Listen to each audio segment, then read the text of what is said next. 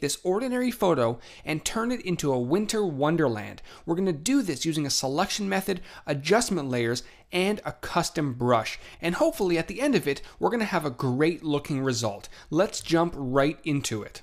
The first thing that I want to do to make sure this project is as non-destructive as possible, meaning I can always go back and make edits to it later on if needed, is duplicate my background layer. And I can very easily do that using my Command or Control J shortcut. Command on Mac, Control on Windows. And you'll notice in the Layers panel we now have two layers, the original background layer and our new Layer 1.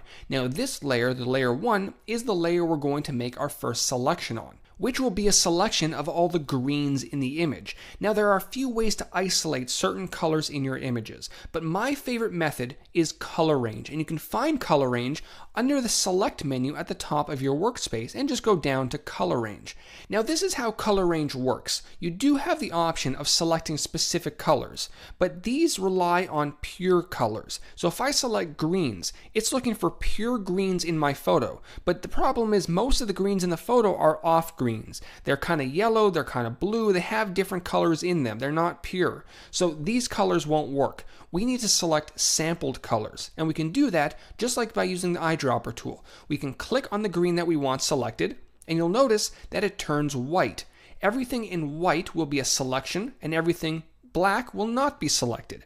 And that's determined by the fuzziness slider at the top. If I pull this slider to the right, Photoshop will include more similar greens in my selection. And if I pull it to the left, it will exclude green and will only select the green that I sampled. So let me put it back around 70. And if I want to include additional greens in my selection, you'll notice down here at the bottom of the preview, not all of these greens have been selected.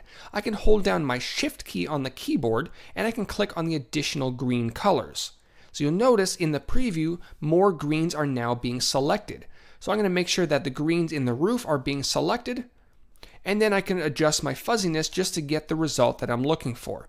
I'm going to leave it right, or well, I'll keep it around 70, and I'm going to press OK.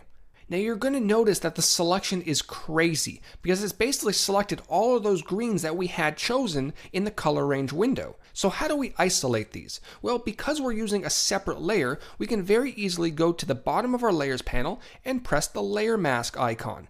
So now we have a layer, layer 1, that contains only the grass. So if I go ahead and move it around, you'll see only the greens are selected. Now it may not be a perfect selection, but as you're going to see a little bit later on, because we're using a layer mask, we can always go back and make changes to that mask if needed, and that will be a huge help, and you'll see how that works a little bit later on. But now what we need to do is we need to take this green and make it white. Now again, there's a lot of ways we can do this, but I've been experimenting with a few ways and I think I've got a semi-realistic way of doing this. The first thing we're going to do is we're going to add an adjustment layer that will convert this green into brown, because obviously in the winter the grass dies and it turns kind of brown. So to do that, we're going to go to the bottom of our layers panel, click on the adjustment layer icon, and add a hue and saturation adjustment layer. We're going to click on that, and we want to clip it to the layer right below it. So we're going to press this button right here. That will make sure that nothing else is affected except the green of the grass. Now, once that's done, we're going to shift the hue and the saturation until we get a nice brown color. So we're going to shift it to the left. Now that's obviously a little bit too far. We're going to go back right around there, and we're going to decrease the saturation. So we have more or less a brown color instead of green, which is a little bit more accurate if it is in fact in the winter. So now that that's done, we need to turn this white, and we're going to add another hue and saturation adjustment layer. So again, click on the adjustment layer icon, add hue and saturation, make sure to clip it so we don't affect anything else, and this time we're going to increase the lightness all the way up to 100%. Now you're probably wondering, if we just increased the lightness to 100% and covered everything else, why do we do that?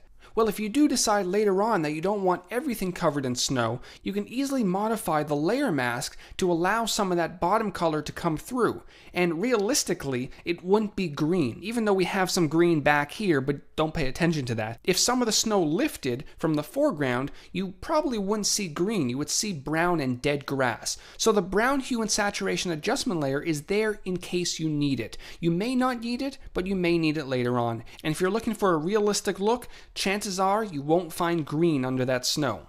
Now the next thing we want to add to make this image a little bit more realistic is a photo filter.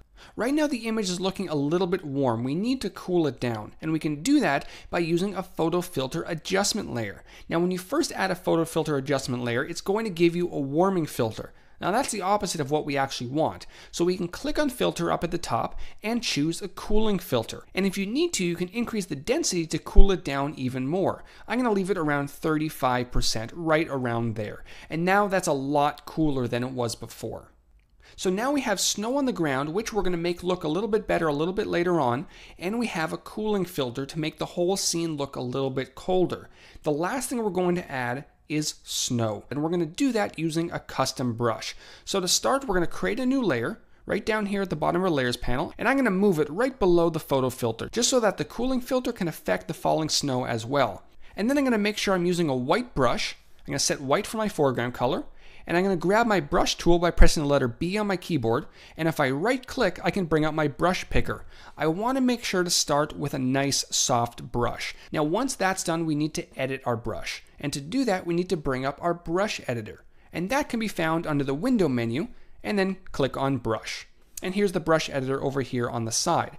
We're going to start in the brush tip shape section, and the only setting we're going to change will be spacing. And I'm going to increase this to around 175%, right around there. Now once that's done, we're going to hop into Shape Dynamics. This will allow us to randomize the snowflakes as we're brushing them in on our scene.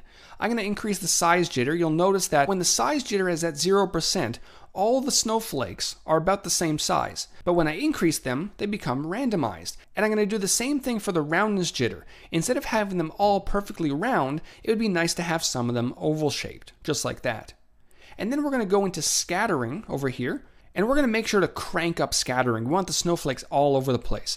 And the count value controls how many snowflakes are in each brush stroke. I'm going to reduce it a little bit, somewhere around 3 or 4, right there. And the last thing I'm going to add is a texture. Now I do have the clouds texture selected, and you can use any texture that you want, and I'm going to turn down the scale just a little bit. The brightness looks okay. I'm going to keep it a little bit lower, and you should have a little bit of a textured look to your snowflakes now. And now we're ready to start painting in the snowflakes.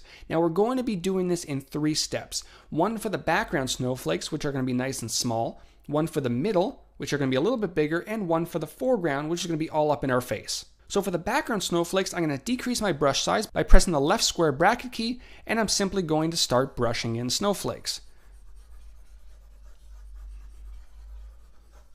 And you'll notice that you can probably see them, they're all randomized. They look pretty nice. You can probably hear my Wacom tablet scribbling along.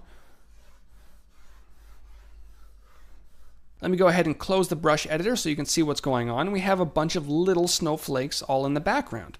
Now we're going to do the same thing, but we're going to increase the brush size. So the right square bracket key will increase the brush size.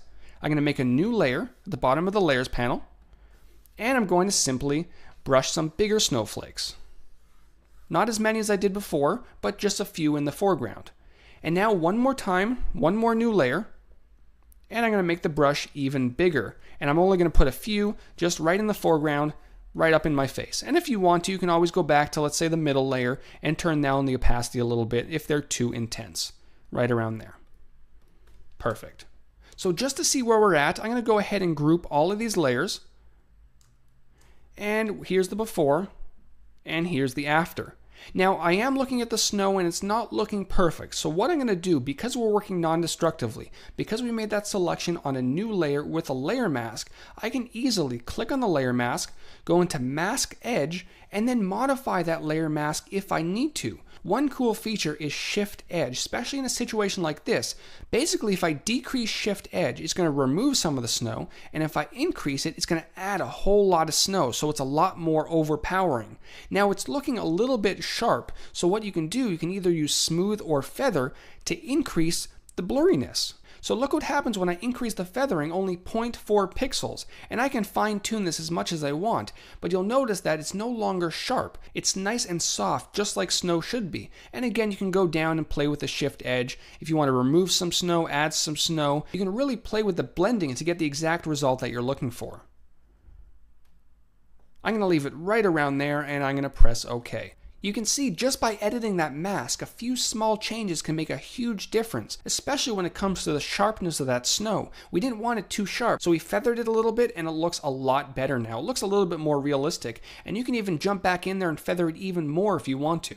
Now the final thing that I like adding to my designs, and sometimes it works, sometimes it doesn't, is a curves adjustment layer. I found that sometimes it sharpens up the image a little bit to really make the image stand out. So I'm going to simply add a point right in the middle.